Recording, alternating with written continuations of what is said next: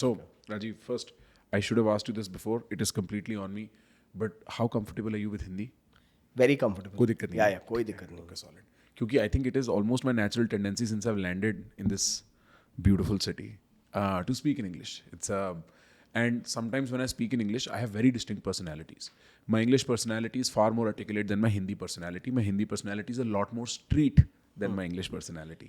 मेरी भी वैसी है. हाँ, मतलब मैं हिंदी में बात करूंगा तो मेरे को पता नहीं चले. मैं पता है अपने पेरेंट्स से हिंदी में नहीं बात करता कि मेरे मुंह से गाली निकल जाएगी. मेरे को आदत इतनी बुरी पड़ गई है तो फिर मैं इंग्लिश में यस पापा यस यस कर देता हूँ ताकि मेरे मुंह से ये कुछ ना निकल जाए इधर उधर. So sometimes when I speak in English, I get very verbose. I use words that people don't follow. So I'm going to try and mix it in. That's Done. all I want. Let's go for it. But also, what I want to experiment with, and this is something we never spoke about before, so I'm blindsiding you with this. Okay. Is that I've decided to sort of take my podcast in a particular direction going forward. And you'll be the prototype. Okay. And the way I want to do this is, I want to focus on 4 pillars, 4 Okay. core values. This is a language you understand. Done. Right? And the first of those values is fearlessness. Okay. The second of those values is being educated. Okay. The third one is being competent. And the fourth one is being articulate. And I Okay. think if a man as young as me can embody those 4 values, we don't understand the map of reality the way a 45-year-old might, but we are very well prepared to figure it out. Absolutely. And so this is what I call the Sher Model. This is something I've been working on in my private time. This episode will probably release itself a month after this incident. And so by then, this will be a more solid idea, but this is what I've been working on. And this is the line of questioning I'd like to sort of take with you. So I'll be absurd, I'll be stupid. Reprimand me where you must, but let's see where it gets. Done. Okay, perfect. And even I'll need the permission to be stupid. You have all the you don't even need permissions for that. You're the older one here. Arey baap re. But I'll ask you a question, okay? Yes. I've heard your story about 3 times now. Once over the phone, once yesterday, and once right now.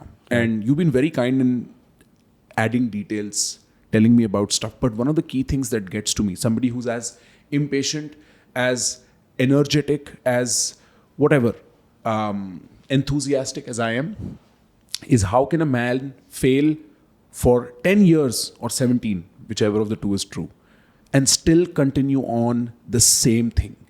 Where does the tenacity, where does the resolve, or where does the stupidity for that come from? So I'd say in my case, the first 10 years was a battle where I was being bruised and beaten every single day. And I think today, after 17 years of that journey and seeing a good run for the last 7 years, you can use the words tenacity, perseverance and all of that. तब तुम dressing कर सकते हो. हाँ. But वो 10 साल में ना 2 चीज़ें थी. एक तो कुछ और जानता नहीं था. जब कुछ और जानते नहीं हो तुम, तो तुम्हें लगता है कि भाई ये एक चीज़ में मैं अच्छा हूँ, इसी को करते रहता हूँ, कुछ तो बदलेगा. Okay, so call it lack of courage to question and challenge yourself in those 10 years and just to go with the flow. Call it perseverance because it sounds sexier today. Or call it innocence कि मन साफ था कि यही एक काम करना है मुझे. काबिलियतें जो थी जो नहीं थी.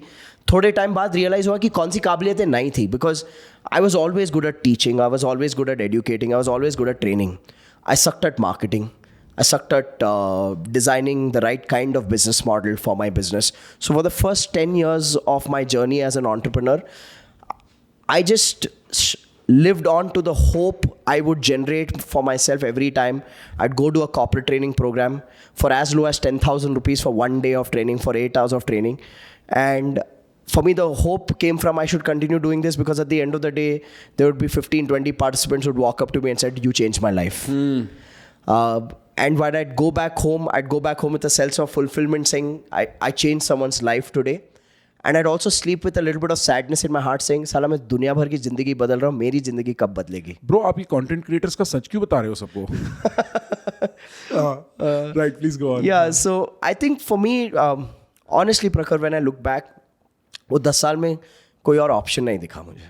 मुझे लगा कि ये करते रहो, ओके, हो जाएगा. और दूसरा, ये जो एक होपफुल ऑप्टिमिज्म जगता था जब I finished a project with a corporate client, और वो फीडबैक जो आता था, लोगों की अप्रिसिएशन जो मिलती थी, तो आई थिंक ये 2 चीज़ों ने ना कैसे भी करके 10 साल बिता दिए उसमें. And then came a tipping point जहाँ पर realization हुआ कि क्या क्या नहीं पता है. And that's become my core lesson when I work with entrepreneurs today, कि just having a good quality product or good quality service is not good enough to build a successful business. Business is an integration of so many capabilities. मेरा product और service अच्छा था, मेरी marketing बुरी थी, मेरा model बुरा था, मेरी management बुरी थी. तो मैंने अपने आप को फिर immerse किया वो सब सीखने में. And then I put all the pieces together, and for last 7 years have been a dream run. So could you then frame those 10 years as not so much failing, but experimentation and learning? No. Because I felt like a failure. I felt like a failure where corporate जब proposal मांगता था client, मैं 40,000 का proposal बेचता था. And then they would respond back saying, no, your quote is too high. We have other alternatives who are willing to work at 20,000 rupees. And like, ठीक है, मैं 18 में कर लूँगा. So I felt like a failure. I didn't feel good about myself. Because you did not have the negotiating I didn't have the skill. I didn't have enough clients in the pipeline. I was desperate, for the lack of a better word. Right. So I gave in. But when I'd stand on that stage in the training hall of that corporate organization and train those batch of 30, 40 of their employees, that I was good at. My craft I was solid at. Were you never scared speaking in front of all these people who were paying you peanuts to do this? No, I think I dealt with fear because I started quite early. I started getting on stages and training at the age of 18, 19 when I was an intern in a youth organization. So communication का fear बहुत जल्दी resolve हो गया था. Content का fear नहीं था, क्योंकि जो भी content मैं सिखा रहा था, it was something that I had studied and implemented for so many people at a one-to-one level before I had done one-to-many trainings. So conviction था, काबिलियत में conviction था. Conviction नहीं था बेचने में, conviction नहीं था marketing करने में, conviction नहीं था business चलाने में. तो 10 साल की जो self-inflicted torture था, because it was for lack of business capabilities to begin with. This conviction is a very interesting phenomenon I've come across, okay? Because there was a certain point at which I had to explain a phenomena like Andrew Tate to my audience. You've come across Tate, right? And Tate is equal parts problematic and equal parts whatever, right? But the reason why people are attracted to what he says is because he has conviction. When he says what he says, he throws his voice out. Yeah. It's the sentence is thrown at you for you to catch instead of just whispered on the side somewhere. And there is something to that. Yeah. And then I was speaking to this sales coach. He's a brother of a friend. He's not even a sales coach. He's a high ticket selling something. I can't describe it for the lack of a better word. But anyway, and he said something about having conviction in your sale. And he was telling me about the scripts they build and sometimes how they just use silence where the other person's going to decide. And it was so astounding to me that you could actually be so convinced about yourself that the other person would believe it to that degree. Where Andrew Tate would become a global phenomena, the most searched man, because he's so convinced about his misogyny or whatever the hell that is. And I think it's a very core part of one becoming a leader in any way. Yep. Is that a proper understanding? I completely agree to that. What I have realized in my journey, one of the most pivotal points of my learning happened in 2014 when I went across India and I interviewed 300 business leaders for my book. And I interviewed people like Kiran Mazumdar-Shaw, people like Ashok Soota, people who built legendary companies in the country. One of my realizations was they are not sarvaguna sampan. They are not all-encompassing beings. But they have that one thing that they have conviction in. And they've built their life, their business, their legacies, their empire on that one conviction.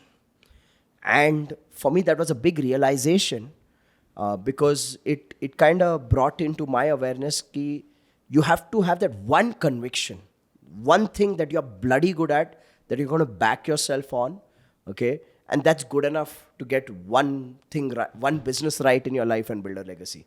So I think conviction for me is about backing yourself on that one thing. Yeah, that's what it is. So you were convinced of your craft. Yeah. You were not so convinced of your business abilities. Yes. And you went around 10 years doing corporate Training. right? Talking to a bunch of employees, training them in what exactly?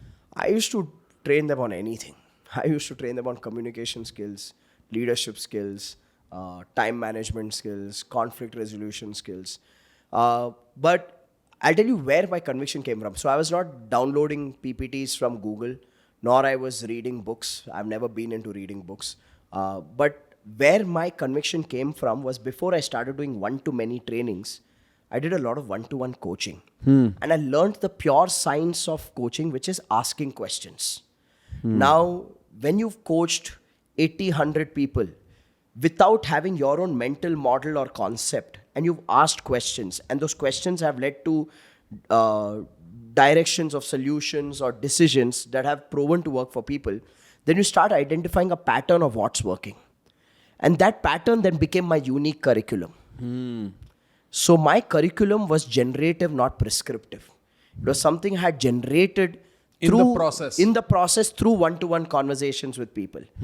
So I had conviction कि ये तुमको Google पे नहीं मिलेगा. Okay?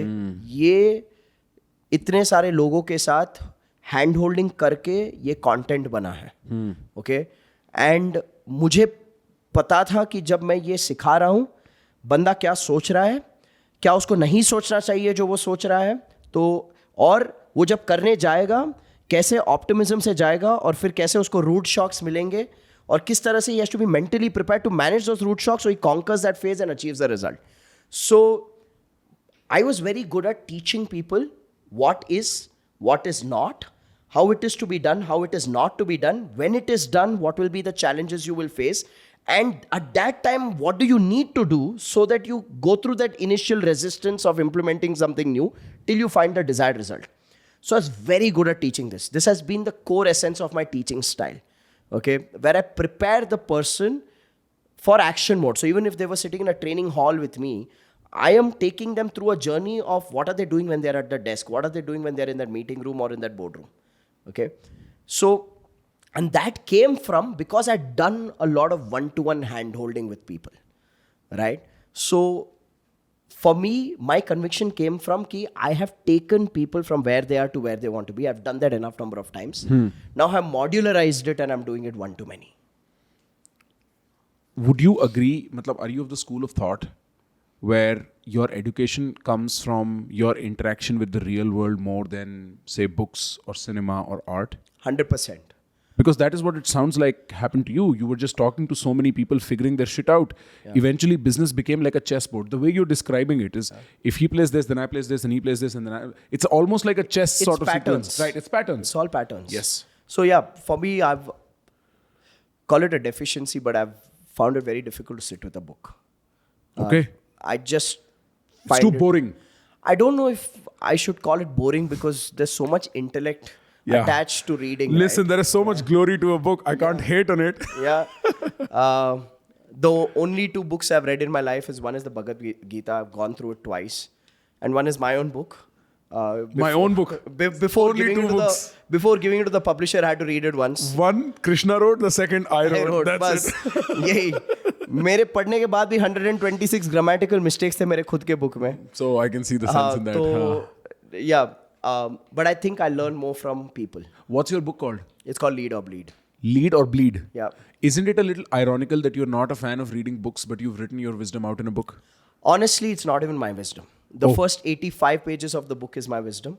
The remaining 200 pages is interviews that I did with 300 business leaders. It's like Tools of Titans then. I don't even know what that is. You don't know that? Nah. You know Tim Ferriss? I've heard Tim Ferriss did something very similar where he took business leaders across the world and then wrote out all the reasons why they are them. Okay. In almost this interviewish format. Yeah. And I think it's a brilliant book idea. I hope nobody steals from me. Because when I'm in a proper position to do this, the first thing I'll do is this. So I always say this to my friends who are podcasters today. I said, जब तुम साले school में थे, तब मैंने ये interviewing का काम शुरू किया था. सर, आप ही तो, हम तो यूं ही हैं सर. हम तो कल ही आए sir. I feel old around you guys. Look, I try to have that effect on people. I try to be young. Yeah. No, but I think, bro, when I talk to you, you know what I realize? Because you're only maybe 10 years older than I am. Yeah. Right?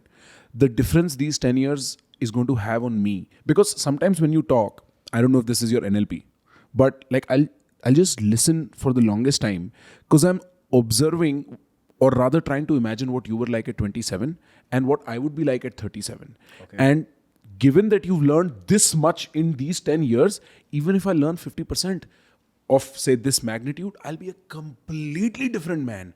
And it's blowing my mind. This is, you know how there is a saying in internet education culture that, say, you are at level 4, you can teach level 3 and level 2 very well. It's the same thing where maybe when I speak to my father or my grandfather, who are significantly older, there is a certain disconnect. We are missing the ages of 45 to 35 in their advice structure, right? So I'm like, हाँ पापा आप कह तो रहे हो मस्ती मत करो, रात को गाड़ी मत चलाओ, but क्यों? I haven't understood the gradual progression where रात को गाड़ी चलाते हुए accident हुआ, फिर उससे ये समझे, फिर उससे वो समझे. When I speak to you and it's only 10 years and you sort of belong to this world, you have this lingo, it helps me imagine what life looks like over the next 10 years. And especially, bro, I think up until you're 26, 27 as a boy, bro, you have no concept of what time looks like. You were 18 yesterday. 18 से पहले तो दिमाग भी नहीं चलता, tuition, घर, college उसी में रह जाता है. 21 तक आदमी ये कहता है अब मैं कुछ करूँगा अपनी लाइफ में. I'll go to a school, I'll go to a job, or I'll whatever, start a thing of my own. Or 21 से 25 is a person trying to live his adventures, is trying to live his hormones, frankly. Nobody can avoid that. You're just out there. And I think somewhere around 26, 27, you start to feel like, bro, मेरे को बड़े हुए 7-8 साल हो गए. I should think about things. 10 साल for a 27-year-old is all his adult life, bro. Is all his adult life. He cannot imagine. So there is something to hearing you talk and the way you phrase yourself and how honest you are about your own vulnerabilities that I think is very illuminating for somebody like me. Does that make sense? It does. I think one of the things that I've been told repeatedly by people is how vulnerable I am. And for me, my vulnerability comes from the fact that I think every time I am vulnerable, I am creating healing for myself. And I'm also creating healing for the person who's listening. I genuinely believe that no conversation happens in your consciousness if it was not meant to happen in your consciousness. So I may know a friend for 10 years, but I wouldn't have probably spoken to him about the dynamics I have with my dad. But that conversation may show up with a person I would have probably met just last night. Yep. And Please talk about me. I believe that that conversation probably came up in the presence of the person I met last night, because there's a common energetic string there कि अगर मेरा कुछ फांदा चल रहा है मेरे बाप के साथ, इसका भी कुछ होगा. तो इसलिए मुझे बस मन हुआ ये शेयर करने का. So I think vulnerability is healing. That's the way I see it. Being comfortably vulnerable is a signal of security. Yeah, it's strength. No? Yeah. You've kind of cleansed the emotional discharge and the residues to a large extent. You are no longer holding on to any negative animosity about that experience or that person. And therefore, you're comfortable to talk about it and derive your lessons through it. That's the way I see that's my perception of vulnerability. And I feel like almost anything that you might be insecure or whatever, etc., ashamed, fearful about, the best place to look at fear is from a place of non-fear. The best place to look at shame is from a place of non-shame. So, for instance, sexuality is a concept people are very ashamed of. They grow up in this. Once you're past the point of being ashamed of it and you look at it, it truly emerges as beautiful. Yeah. So, my conflict with my father, the ironical part is, this is a feedback my father's friends will give my father when they listen to my stuff. They'll be like, he always mentions the conflict, but he always only talks about you. He never mentions his mother. And it's, when I heard that, I was like, wow, because now I see the beauty in all the fight. He made me a man. Yeah. With all the fighting we did, with all the arguments we did, I was up against one of India's finest lawyers every day and every night of the week. What am I going to become? This guy, right? And so there was strength in it. Yeah. There was complete strength in it. And then you said something very beautiful that I want to bring back into this conversation, where you said the point of a family is eventually to challenge each other to grow. Yeah. And that was his way of challenging me. Absolutely. Have you heard of Kendrick Lamar? No. No, you've never. No. Kendrick, I think, is a poet disguised as a rapper. And he wrote a song recently called Father Time, where he's basically talking about the brutality with which a father raises his son, right? The competitiveness, the unforgiving, like all of that stuff. And he's saying the same thing. He's saying, tough love, bottled up, no chasers, neat. He's like, that's how that love is, and it sort of helps you grow. And with you, family is a very important idea beyond business. Yeah. I don't know how much you've explored the idea of family on a podcast before, but why is a family important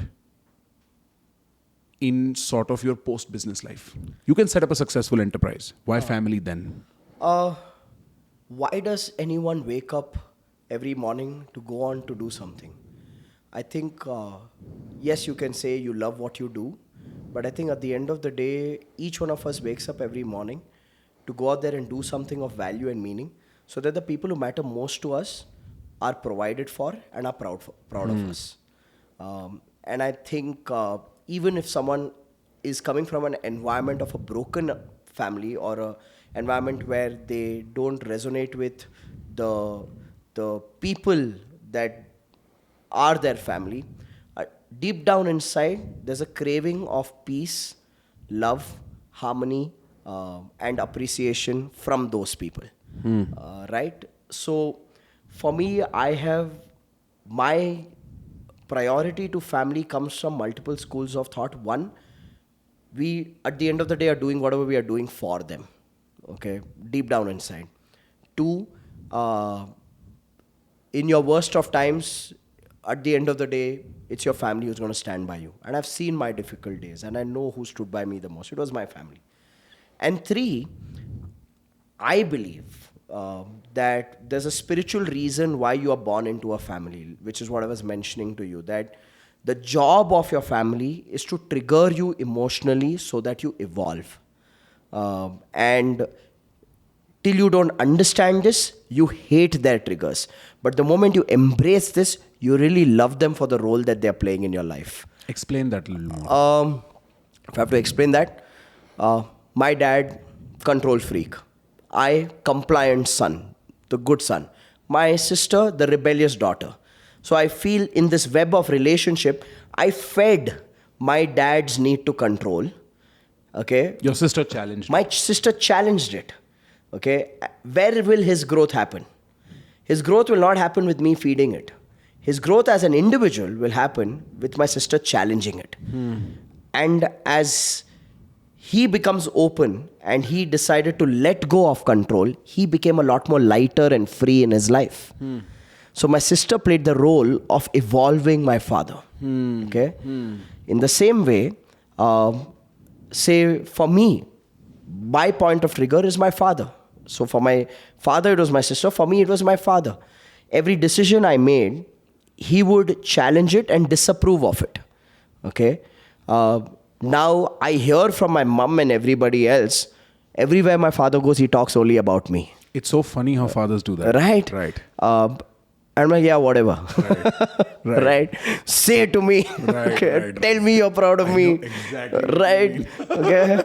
Dads. Yes. I know what you mean. But when I went into the process of reflecting that why does this dynamic exist where I am seeking approval and all I'm getting is lack of it. Okay. So what's the lesson there for me? And then when I reflected on it, I said, the lesson there for me is self-approval. Okay. He's doing what he's doing to emotionally challenge me for me to find my strength in my own decisions. That's a brilliant rephrasing of Okay. Now, when I learn how to approve myself and my own decisions, he's fulfilled his role. And the funny part is, the moment I start embracing that, okay, our dynamics shift energetically, something changes in our conversation. There's no longer the same trigger. We probably evolve to the next one. See, I always say this, in your relationships, you will always fight. Okay, you fight with people who matter to you. The question is the quality of the conversation for which you're fighting evolving? when you're dating, say me and my wife, when we start dating, the first set of fights were, you don't have enough time, right? And it was her saying that to you. It was her saying that to me. Right. Okay, you don't have enough time. Then we evolved, and then the fight used to be about, you are not being truthful to your parents or whatever. Right. Okay, you don't have the balls to speak the truth. Right. Why do you have to lie? Right. Okay. And then the fights evolved from there to, hey, I know what you're thinking. Okay. This thinking doesn't help you. Okay. Then the fights evolved to, why are you eating with so much? Why do you eat with guilt? Okay. Why is your relationship with food so damaged and broken? Wow. She saw that Yeah, through? she saw that through. Okay. Wow, huh. Now you see, it's becoming so subtle, right? From the loud, you don't have enough time for me, to, hey, when you're eating, can you eat with freedom? Okay. Damn, what a statement. Now, you see, for me, that's evolution of a relationship. Now, there are relationships. My Let's dad fight the same thing. They just fight the same thing. Like, we have a family friend, 70-year-old couple, 70 years, married for almost 50 years. Okay. And till date, as a 70-year-old couple, we receive calls saying, "Aap ghar aao." Okay. We can't tolerate each other. And the fight is that 45 years back, okay, her father spoke to me like this. Okay, her mother spoke to me like this. For me, that's lack of evolution. Okay. So that's the way I see relationships and family. That are we challenging each other enough? And are we embracing that challenge and not going into the resistance of, I hate you, I can't live with you, or the resignation of, you are like this only? What if we took on the hat of acceptance and said, hey, wait a minute, why is this triggering me? What is incomplete and broken for me that I need to complete for myself that will allow me to evolve? I think if as a family we create that kind of consciousness, It changes everything. It changes our world. Okay, it My changes mother our would world. say this to me when I'd fight my father, because he's a tough man to express to. Now, not so much. Now he's a soft. He's a teddy bear now somehow. Yeah. But back in That's the day, because you have evolved. I think so. Yeah. Because she'd come to me and be like, go fight with him. I'd be like, what do you mean? Don't be telling me this. You have a fight with him, go pick it up with him. Yeah. I'd be like, are you out of your mind? He's going to scream. Yeah. And if my father has the ability to look at you in a way where your existence is dismissed. Like he has a look. And everybody knows that look everywhere in the family. The padosis know, bro. The padosi be like, तेरे पापा वैसे देखते हैं ना, ऐसा लगता है जीने का कोई purpose नहीं है. ठीक है? तो, and then slowly I'd tiptoe and I'd start those fights. I'd make those mistakes. I'd jump out of the house and leave at night. Then he'd call me, where are you? I'm not coming. Next day we fight. And what that slowly allowed me to do is, one, understand the need for safety that he was vying for so heavily. Yeah. Sometimes fathers do this, right? Like what is the latest thing about this? Okay, for instance, when I got my girlfriend over and I was taking her around the country, my mom was interested in knowing the girl. Yeah. They got along well. My sister was interested in hanging out with her. My father took me to one side, and the only conversation he had was about the possible downside. He's like, listen, this is cross-cultural. You have to understand this is going to involve logistical complication. So on and so on and so on. He starts talking about that. And it took me a good 25 years to realize my father speaks in the downside first and then the upside. Like, for instance, you know how you were saying when you bought a house, your father was like, क्या करना है? My father will straight be like, इसमें कुछ झोल तो नहीं है इस धंधे में. पापा क्या झोल है धंधे में? Normal चीज. But that's just how probably a father is programmed to be, at least mine. And it takes a very long while to even realize the role of your family members and your relationship partners. Yeah. Where, okay, this is who you are, and I've come to appreciate it. Yeah. And I think, bro, I agree with you. Blood is thicker than water by a mile and a half. Yeah. Like, your friends are your friends, and I love my friends, but my family is blood, and I'll fight for them. Yeah. No matter what. And when tough times come, that's the only people you have around Absolutely. you. Right? Absolutely. So I do agree with that. And therefore, I think there is a virtue to fixing your relationships before things get out of hand, before death arrives, and so on and so forth. Right. But tell me about, so we went over the fearlessness aspect, and you told me there is a conviction in your craft that allowed you to do this. And then there was repetition. There was a sense of naivety involved. Tell me where I'm phrasing you incorrectly, where you were like, I have no other option, I'll continue doing this. And that bled a sense of perseverance into your action to the point where things finally began to make sense. A passerby, somebody on this side of the road, can look at the journey now and say, look, Rajiv might think he was failing, but he was actually learning, because now he has this very robust understanding of business and such. And it only came from the fact that he was persevering through pain. Yeah. Right? Pain is the cost of transformation, in my view. Yeah. Then I asked you about education, and a lot of your education comes from the street. You spoke to people, you figured out those systems, you understood, and then you condensed and you taught. Tell me about your ability to articulate, because it's one of the finest I've come across in the business. And I don't mean to say that trivially. I can count on my hands the number of guys in India I know who can speak well in English and make sense throughout every word they say. You're one of those guys. Where'd you learn that? I don't know. I can't put a finger as to where I learned it. But I think it'll be an amalgamation of experiences. Number one would be that there was a stage in my corporate training days, the struggle days, where I had contracts that said, firstly, they'd pay me peanuts, like 10,000 rupees for a day of training. And then they'd say stuff like, on the feedback form on a rating scale of 5, if you're less than 4, then we pay you only 80% of the amount. And if it's 3, then we pay you 60% of the amount. And I think, and in a corporate training environment, what would happen is, you are training people for whom training is a punishment perceptionally. कि मेरे manager ने मुझे nominate किया है क्योंकि my manager feels I'm not good enough. So that guy is coming there already with a closed mind. And now me being paid a pittance of 10,000 rupees for a day with a sword hanging on my head, where every mark lesser in the feedback form equals to me losing money. Right. Automatically, I think, put me in a spot that I had to be so good at my craft that in 15 minutes, I had to get them to be open so that for the next 7 hours, I have them and I can help them move in their skills. Right? So I think that pressure, okay, one of my mentors calls it perturbation. Perturbation. Yeah. This is the first time I'm hearing of this word. He's saying, so basically perturbation is the process of how coal turns into diamond. There's pressure for thousands of years, okay? And that's when coal turns into diamond, right? So I think when we go through perturbation, which is pressure, there's something awakens within us that brings out a brilliance that even we didn't know existed. So for me, I think it's those days. As much as I call those days as suffering or struggles or whatever, I think they contributed. They were like those dots that I was putting in place to be able to connect them eventually. So my one factor of articulation comes from there. The other thing that I kind of reaffirmed to myself when I recently did an MBTI assessment is that I'm an extreme introvert.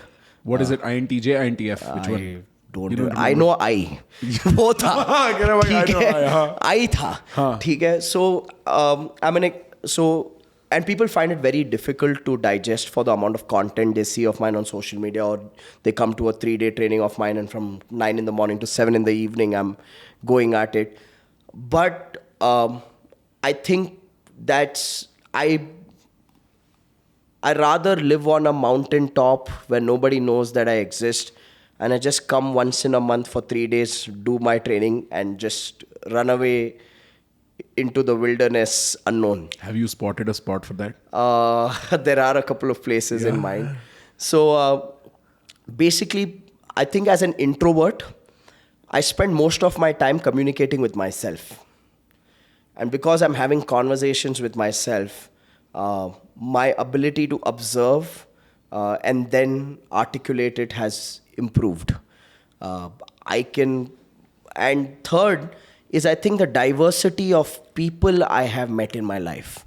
I have friends who by profession are auto drivers, okay, today, which means I grew up in a locality where this was a common profession. This was common. मतलब हमारे घर के पीछे यहाँ कन्नड़ा में वटारा बोलते हैं कि छोटे छोटे घर, 1 bedroom home, like it's a room that is a home. It's like a chawl. हाँ, उधर ही kitchen है, उधर ही है, और एक common bathroom है. So I had friends who I used to play with who come from that background.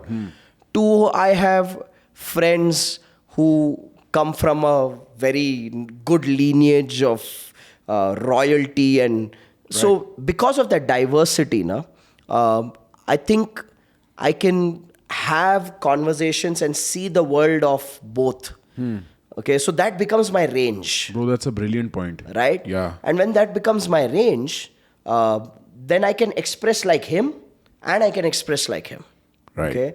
I can be at a black tie gala event and hold my poise, and I can sit in a local Ujjwal bar with my friend and say, "Bhai tu pee." Right. Chakna leke aao. Right. Mere dost ko So peeni hai. I think that diversity also contributes to the articulation ability. Bro, me and a friend, we would talk about this because we were very avid travelers and we travel like on foot. Yeah. ठीक है, निकल जाएंगे, देख लेंगे. The first time I came to Bangalore, मैं यहाँ आया और हमें किसी ने बोला हम्पी अच्छी जगह है, उसी रात को निकल गए Hampi. Like we just landed, right? And so he would say, you should be able to talk to the guy who's serving us at this rundown cafe, all the way up till the prime minister or a Fortune 500 guy, and Indians particularly, क्योंकि हमारे यहाँ diversity range is so huge, and if you're able to talk to each one of them at the level they find interesting. Some of the most wise things, legitimately, I learned as a 15-year-old, came from the guy who used to drive my dad's car. Yeah. Because he had the kind of earthy wisdom, this very, very like, I've learnt it in the farm wisdom, right? I've learnt it in the sun's heat wisdom. That I was like, very real stuff. So there is a case to be made that if you're friends with whoever you can be friends with in that way, where you can open them up, you will learn so much about holding attention and like how different perspectives operate in general. Absolutely. Right. And I think also another thing that added to it was, I think my dad was a retailer for the longest time, till I told him I don't want to get into his business. He had retail stores. So it started from the grey market where he used to sell video games, Sega, Nintendo, Sega, that bro. era. I remember 16-bit, 32-bit. Right. So I grew up as a kid sitting in his small little shop in Burma Bazaar and in National Market in Bangalore. Okay, sitting on the floor playing video games. And then he used to kind of encourage me when the customer would come and say, "Mera beta samjhayega." And I was 6-7 years old. Put on the spot. Okay, put on the spot. So I was good at the craft, playing the game. So I would explain it. So I got better at articulation. And then after that, as I grew, then my maternal grandfather, he had a ladies' nightwear and lingerie store, and his health was not supporting him. So there was a time that I was expected to pitch in the shop in the evenings. And I would be there just to assist my grandfather and just be around him. And that man was such a gracious flirt. Really? Okay.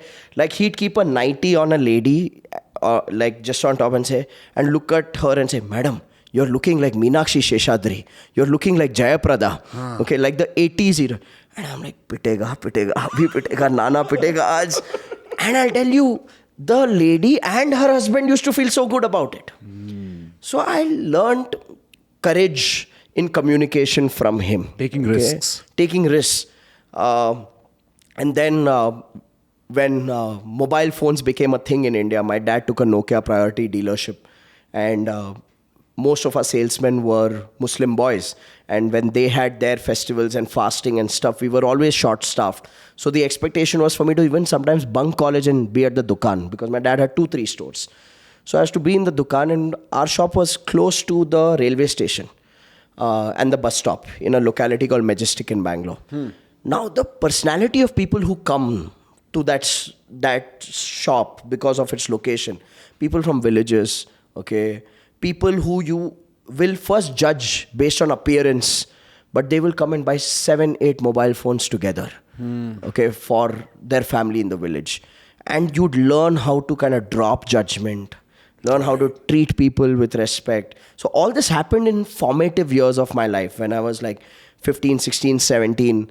And I think communicating with those kind of guys, and then you'd had all these transport wale, logistics bus wale offices around our shop.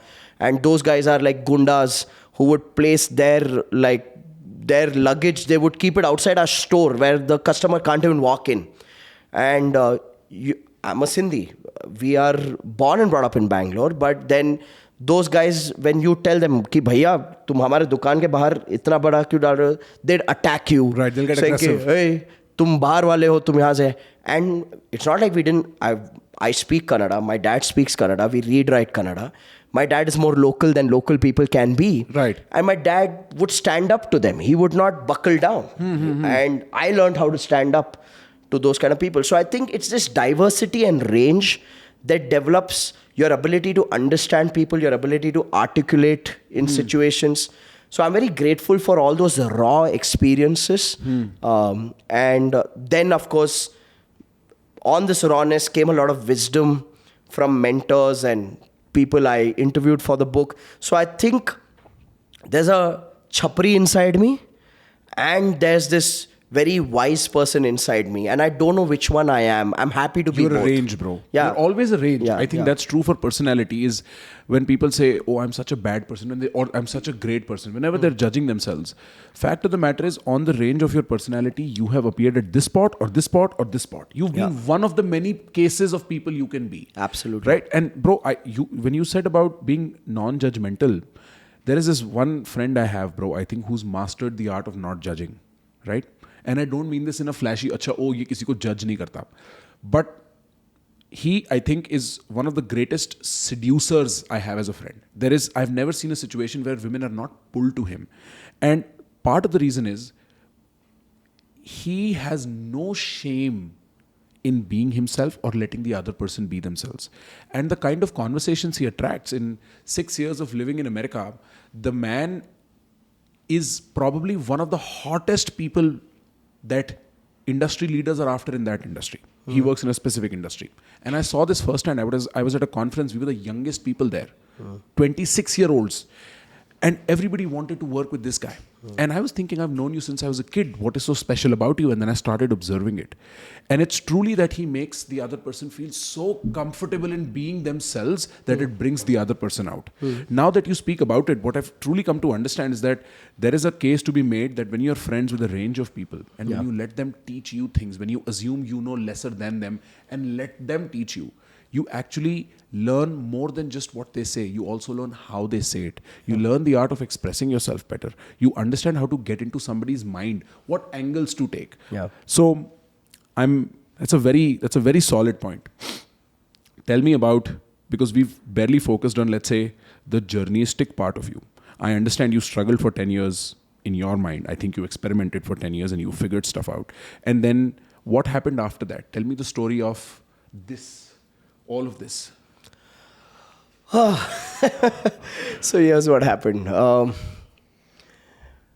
I don't know whether I should say this or how We'll cut it out later, guys. Okay, this done. never happened.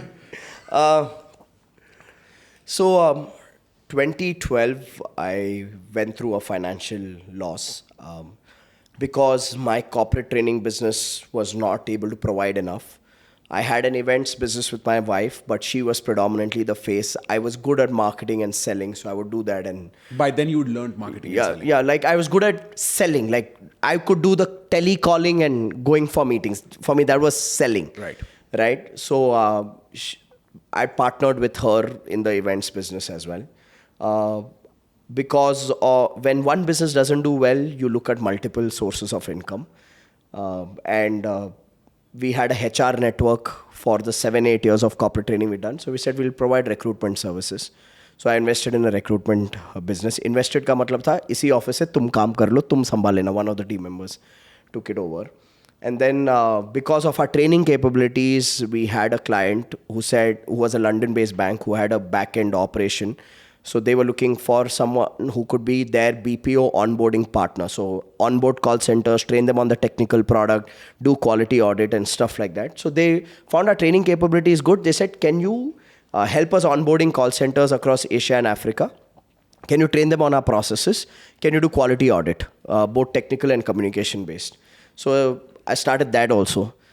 There was a point of my life where my business card read Rajiv Talreja, Maverick Entrepreneur, and it had 4 logos. It had Quantum Leap, Dreamcraft, the recruitment business, and the outsourcing company. Felt very sexy on the outside. Sounds very sexy. On the inside was fucked. I was not taking money home for myself. Okay, constantly firefighting month on month. So to the world, Rajiv looked as someone who's already made it. On the inside, I know I was a sore loser who was broke. And then what happened was 2012, the London-based project we had a big payment default from that side. And we'd invested in infrastructure borrowing money.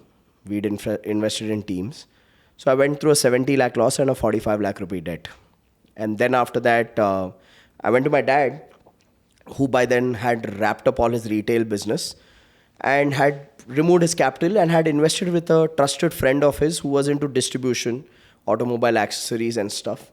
So my dad had put his personal capital there, plus had borrowed money from the market, like a typical trading business, and put money over there. And this friend used to give returns on a monthly basis. So my dad was in a very happy space, saying semi-retired, just go for collection, that kind of a thing. I went back to my dad and I said, I need to pay people 45 lakh rupees because of this default. He said, don't worry, the next container will come, uska payment aayega. Take time of 2 months, some people will repay that money. He went to his partner and I said, I need money. From the capital I've invested, give me 45 lakhs, I need to give my son. So his partner said, Deepak, your son is in a 45 lakh rupee debt, we are in a 17 crore debt. My dad's like, what the hell? And he's like, yeah, Deepak, for the last 3 years, we've been bleeding. So my dad is like, then why have you painted this picture to me and taken money from me? And my dad had put 3.5 crores of his personal money into it and had borrowed 1.2 crores from the market. Oh, that's such a blind side. And so that guy was like, look, you were the only one who trusted me. So I had to kind of bet on that. And so whatever returns he used to give my dad on a monthly basis. So he was very smart. He used to give my dad some money every month to kind of sustain our lifestyle. And he used to tell my dad कि समझो 5 लाख देने हैं. He tell my dad, दीपक और एक project आ रहा है, 2.5 लाख डालते हैं ना, इतना रिटर्न मिलेगा. एंड ट्रेडर्स माइंडसेट इज, चलो यार मेरा 2 लाख में घर चल रहा है, डालो और 2.5 lakh, let's increase this business doing well.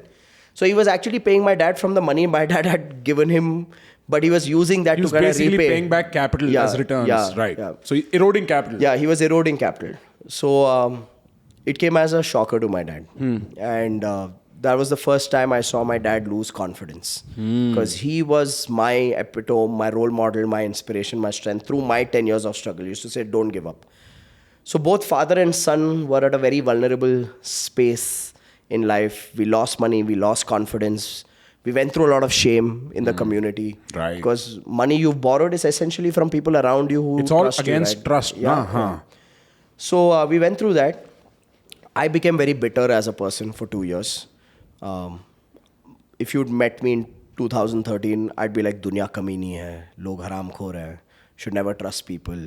That kind of a, you're scarred, the bruises are fresh. So I became very toxic. And I was like, hard work doesn't pay. Naseeb hai gandu, kya karega pandu. Okay? That kind of a thought process. I would like to meet 2013 Rajiv. Yeah. So there was a rage inside me. There was rage, there was helplessness. There was hurt. Yeah, there was hurt. And the rage was hollow. मैं घंटा कुछ नहीं उखाड़ पाता किसी का. But एक hollow गुस्सा जो होता है वो था बहुत. So the next 2 years of my life I wasted. 2012 December to October 2014, I wasted my life. Though I had my corporate training business, though I had the events business, I didn't focus on these two businesses. I was looking for पैसा कैसे जल्दी बन सकता है. You were looking for a way out. Yeah, a way out. कि ये debts clear करना है. So किसी ने बोला तभी बैंगलोर में joint venture apartment projects का बहुत trend था कि land owner identify करो, builder को मिलाओ, उनका JV हो जाएगा, तुमको as a commission 1-2 apartment मिल जाएंगे, उतनी value तो मिल जाएगी, तुम बेच दो and this thing. So 6-8 महीने बाइक लेके देवनहली की तरफ, एयरपोर्ट की तरफ जाके फार्मर से मिलना, फिर बिल्डर से मिलना एंड जॉइंट वेंचर फैसिलिटेट करना. Nothing worked. Why? Okay. In retrospect, I believe my energy was of desperation, and desperation creates repulsion. Beautiful. The more you want something to happen, the more it runs away from you. Beautiful. Okay. So I can count 7-8 instances where the builder loved the place, the price got fixed. Sunday I call the builder on the day of the token amount and he'd be like, nahi yaar, raid padi hai. Nahi yaar, mere partner is not okay, or my dad is not okay. Something or the other. Or the landowner would be like, my family, there's a complication, my brother doesn't want to sell. 7-8 times this happened. And I used to make promises to people saying, uncle, mera aane wala hai, aa jayega, main aapko pahuncha dunga paise.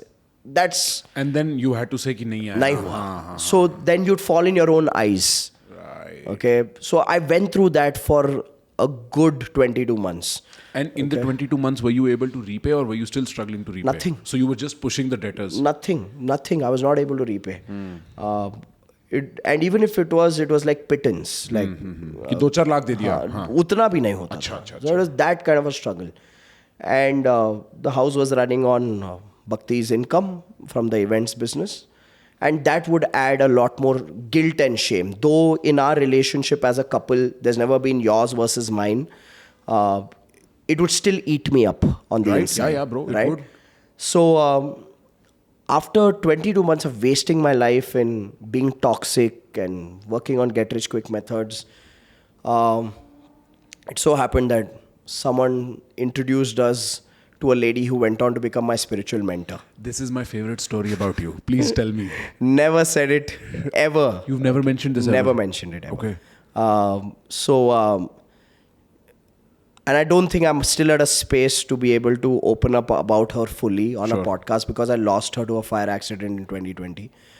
But I think fundamentally what happened is she was able to help me unlock my energies.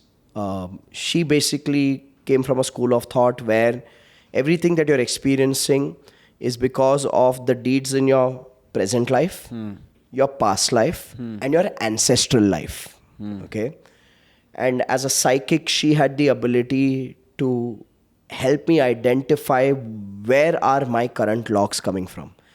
Okay. And I don't want to take the conversation in that tangent because I believe social media still is not mature enough to handle a conversation like that. Yeah, right? I agree. So that was an awakening for me.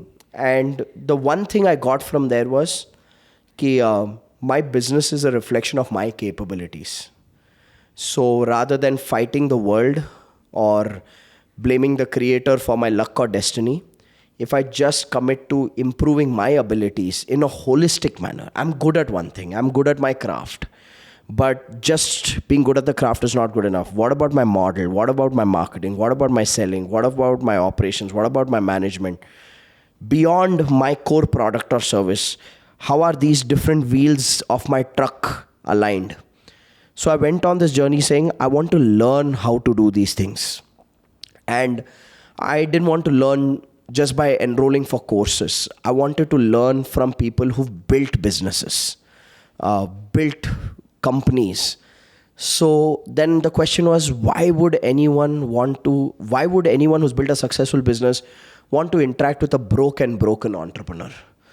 They wouldn't, right? Why would they give their time? Okay. That's all my life. A broken entrepreneur speaking to somebody who's built a business. So then I said, okay, people wouldn't want to give their time to a broken entrepreneur, but they wouldn't mind giving their time to an author of an upcoming book. Right. So I designed the book cover, called it Lead or Bleed. Okay. I designed the structure of the book saying the first 87 pages, there was a consulting project I had done with a pretty large company where 8 months I had handheld their top management, was able to create success. So there was a methodology and a system I had put together. And I said the first 87 pages of the book will be that system. But the rest of the pages will be wisdom of entrepreneurs who've been there and done that. So I created sections saying inspiring entrepreneurs, inspiring partnerships, and 50 leadership philosophies of India's great workplaces. These were 3 sections of the book beyond my own content. Now the title 50 leadership philosophies of India's great workplaces sounds sexy enough for anybody to give you an interview. Yeah, So- it's got me interested. Yeah. Right. So I started making calls, started hiring telecallers to call corporate organizations on their board line and say, hey, listen, I'm calling you from the office of the author Rajiv Talreja. He's coming up with an upcoming leadership book titled Lead or Bleed. In the first 90 pages of the book, he shares about a leadership system that he's implemented with organizations. And then there is a section called 50 Leadership Philosophies of India's Great Workplaces. So he's going to be interviewing CEOs and HR vice presidents to understand their leadership philosophy. And if it resonates with what he's teaching in the rest of the book, he'd publish it in the book. Initially, it started with the clients I already had. I had good clients in the 10 years of corporate training. So they were happy because they know the quality of work I did. Those names bought more names and those names bought more names. And my thought was, मैं 50 interview कर लूँगा. The next 14 months, I did 300 interviews. I used to get inbound calls saying, is this the office of Mr. Rajiv Talreja? Okay. Wow. And that was the first time I would get flight tickets from companies based on Mumbai and Delhi saying, we'll fly you down, come and interview our CEO. Okay. So tables turned. Okay. Right. And when I used to go in for these interviews, they used to ask me, what's your background? And I used to tell them my truth. I should tell them that last 8 years I've tried building businesses. I shut 2 businesses down. I shut my outsourcing company, my recruitment business. I have these 2 businesses. For 2 years I wasted my life. And I think nothing's more persuasive than the truth. When you speak the truth, and most people don't speak their truth because they feel they'll be judged. But what I realized very early on is when you speak your truth, okay, you inspire people to support you. Okay. And people loved the idea that here is a person who wants to build a successful business, who struggled for the last 8 years and is willing to acknowledge his struggles and is courageous enough to put himself out there and say, teach me how to build a successful business. So I would go into details of their stories. I said, don't tell me, like when I sat with the Kiran Mazumdar show, I was least interested in what Biocon was doing at that time. I was most interested in, tell me, what did you do right after your education? And she wanted to be a brewer, okay? And a brewer of beers. Yeah, and she was rejected in her era from jobs because she was a woman. Okay? Right. Sure. People couldn't fathom the fact that a lady or a woman can be a brewer. She started Biocon, working with enzymes, right? And she wanted funding to expand it. A local bank, even after she providing security, was not willing to give her funds because she was a woman. That's so interesting. Now, when you're sitting there for 3 hours and learning from her initial stages, right. And I was only interested in their initial stages till the point they hit their tipping point. I didn't care about what happened beyond the tipping point, because beyond the tipping point, it's all in the media, it's all in the press, it's celebrated. Right. But it doesn't even matter. I wanted to know what's that iceberg below the water. That's why I mean it's so interesting. The struggle is so real to be rejected just because of that. So, when you have a good business model, when you can prove your case, right? So, when I did these 300 interviews, I started identifying patterns of business models. I started identifying patterns of marketing, systems of operations, systems of sales. And I saw success as a pattern. The sector doesn't matter. The way an successful IT entrepreneur versus a biotech entrepreneur versus a hospitality entrepreneur versus a beauty and salon entrepreneur has built his business is same. Their industries are different, their product offering is different. But their systems, psychology, and strategies are similar. And I was like, okay, can I implement this for my business? I started implementing it. I published my book, Lead or Bleed, in Feb 2016. Entrepreneurs started reaching out who read the book, saying, can you help us implement this in our business? Lovely. And then my spiritual mentor, she said this, when I did my first ever 3-day PACE program, she sent a message through someone saying, tell Rajiv he's finally doing what he's supposed to do for the rest of his life. And did she know at all that you were doing this? No. She just felt it. I'd met her in 2014, September. I'd received a message from her once in December 2015. In April 2016, I get a message through a third person saying, tell Rajiv this. That's it. So for me, that's divinity. Okay. Wow. So I've taken that on as a spiritual message and saying that this is what I'm going to do for the rest of my life. I'm going to use the rest of my life to serve small and medium business owners. Because for the first 10 years, I was a small and medium business owner who struggled. And I think all those scars today are services for people. So that's the way I see it. So I think it was the 300 interviews. It was the divine intervention of a spiritual guide. And I think it was, the third thing was courage. I demonstrated irrational courage between October 2014 to December 2015, where I borrowed 40,67,000 rupees to invest in training and mentoring for myself. You borrowed 40 lakh rupees to invest in yourself for training. Training and mentoring, to learn stuff, like how to train well. I invested with a mentor called Blair Singer. So I learned how to train, how to sell from the stage and stuff like that from him. I did a course on how to write a book. I did courses on guerrilla marketing. And is this when you were already in debt? I was broke. You were broke, but I were was you also in debt? I was in debt. And then you borrowed. And I borrowed more money. Bro, where is that strength coming from? I'd shit my pants. I think that strength came from the fact of 22 months between December 2012 and October 2014. Those 22 months of trying everything and nothing working out. For me, this was my last chance to myself. I'm like, this is the last time I'm betting on myself. Bro, have you seen The Dark Knight? The Yes, series? yes. There is a scene, I think in the third one, the one with Bane, where Batman is in this well, this pit, right? Yeah. And he's supposed to jump out. Yeah. And every time somebody attempts it, everybody inside this pit who's imprisoned is like cheering for them. Yeah. And he falls a couple of times. He's And he not breaks able- his back and does all Right. Yeah. And then finally he removes the rope and then jumps. And I think the symbolic value of removing the rope, this is my last chance, this is a do or die situation. It changes a lot of like how we perceive our options and the way we do things too. And that was the lesson, that was the moment I remember as a 16-year-old, I watched that and I was like, अच्छा अगर backup नहीं रखोगे तो कूदोगे ज़्यादा, right? And so sometimes people get pushed to the wall. Like in your case, you're like, bro, this is do or die for me. Like, but in other cases, I think this is also an element that adds to conviction. Yeah. Look, of course, you must have a plan B. Like you don't have to be stupid, be strategic. But when you're taking a leap of faith, let it purely be faith. Faith sounds sexy, but Really? I'll tell you what. For me, it was, if I have to be true to myself, more than leap of faith, it was, I am sick and tired of being sick and tired. Write a poem, bro. This is a poetry theme. I'm sick and tired. Honestly, that's what it was for me. I'm like, I'm done. Okay, कि बस हो गया. ये भी कर लूँगा मैं. Okay. It was... But bro, borrowing the same amount of money you're already indebted that you've not been able to pay for 2 years to invest in yourself as an option of last resort seems more suicidal. I'm speaking like I'm not 100%. trying to, you know what I'm trying to do. It's not right? something I would advise someone to do. Yeah, if I was in your situation, I would literally be sweating at the idea that I have to borrow money. Prakhar, I used to cry. I used to feel... I used to feel like this is just another escape route I've discovered. Because you don't I felt trust like yourself. I felt like a gambler. कि साला किस हद तक गिर रहा हूँ मैं कि I'm going all in. Okay, so if I would sit here and say कि नहीं एक भरोसा था कि I'll make it work for myself, घंटा भरोसा था, कुछ नहीं था. ठीक है, but भूख थी, थकान थी.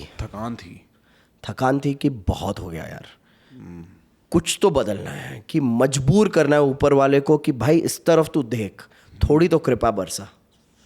ओके, सो इतना शोर मचाना कि ऊपर वाला भी एक बार झांक के देख ले. मतलब वो टाइप का था कि एक लड़ाई थी और एक भीख थी, दोनों थी. And I think it worked. Now where do you see yourself? Now when you think of Rajiv as a concept, what is Rajiv?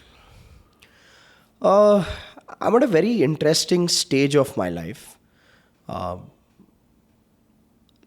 Being a new father, 7-month daughter. Congratulations. So it's a pretty exciting phase. Every day I wake up with what can I create as an environment for her to find her greatness. I had a very beautiful experience in November. So my daughter was 3 months old. And a friend of mine who follows the ISKCON Parampara, he was doing a program in Chennai. He invited us and he said, my spiritual guru is coming. And he's one of the senior most teachers in ISKCON. And he's like, come and take his blessings. So I said, "ठीक है, I'll go." And the program got over and he arranged for a special room for all his close friends and family to meet and take the blessings of his guru. And I was holding my 3-month daughter in my hand. Me and my wife went on our knees, bowed down and took his blessings.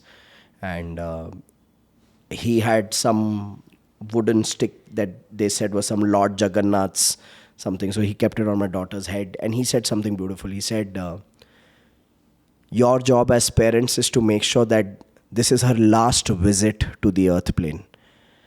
And when he said that, for the first 4-5 minutes, it didn't seem right. Right. क्या बोले ये? It's a fatalistic sentence, na? Last time जिंदा होना ऐसे, right? Like इनका मतलब क्या था? then when I allowed it to sink in, I said, it was so beautiful. And that's our role as a parent, to be able to remove the density of emotion.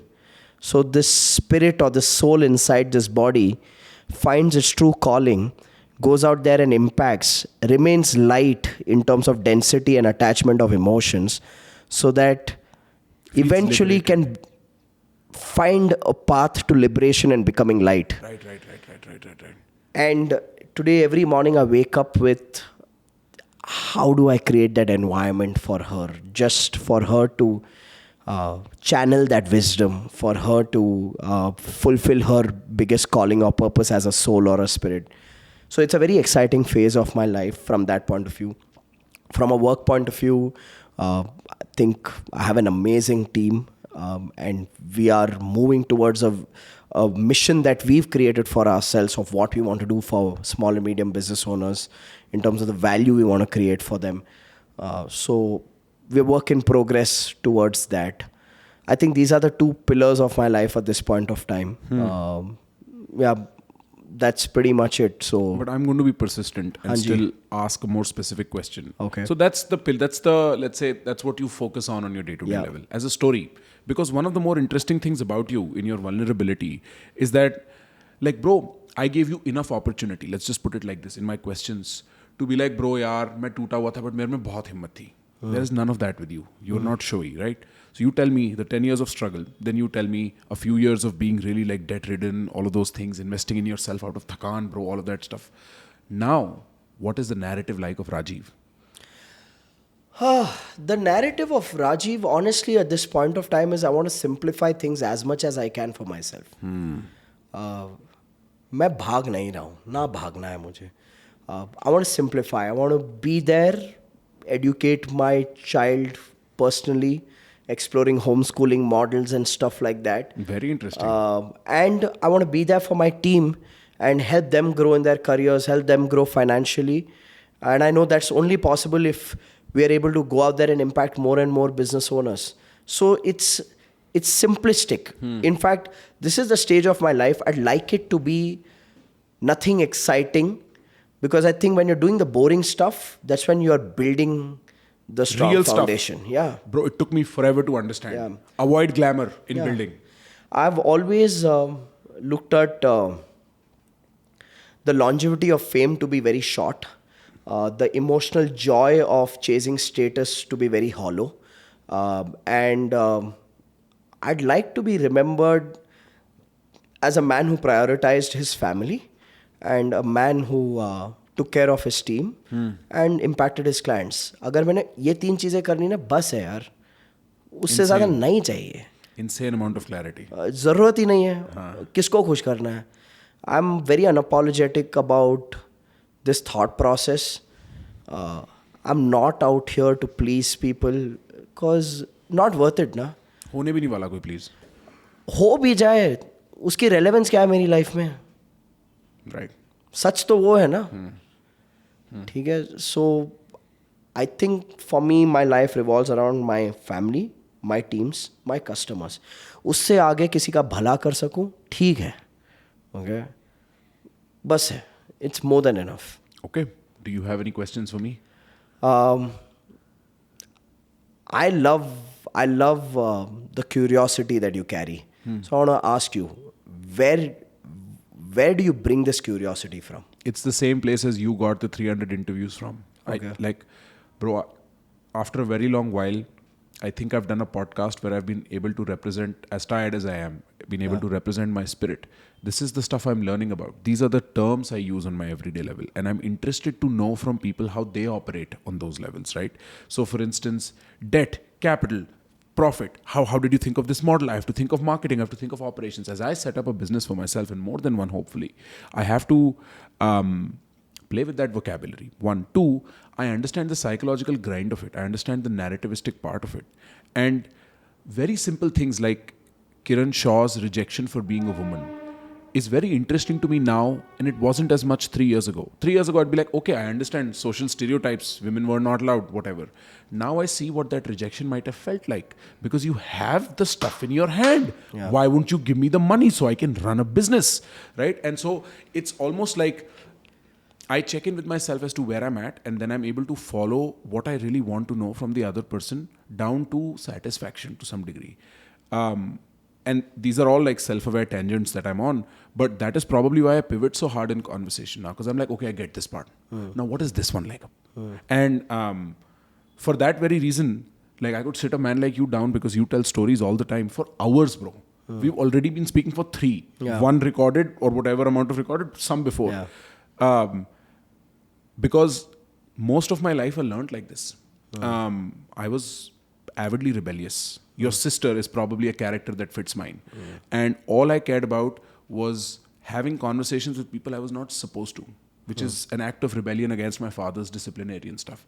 So I have learned things from cafe owners in Vattakanal and in Panama from hoteliers and like all of this stuff. This has been my beat.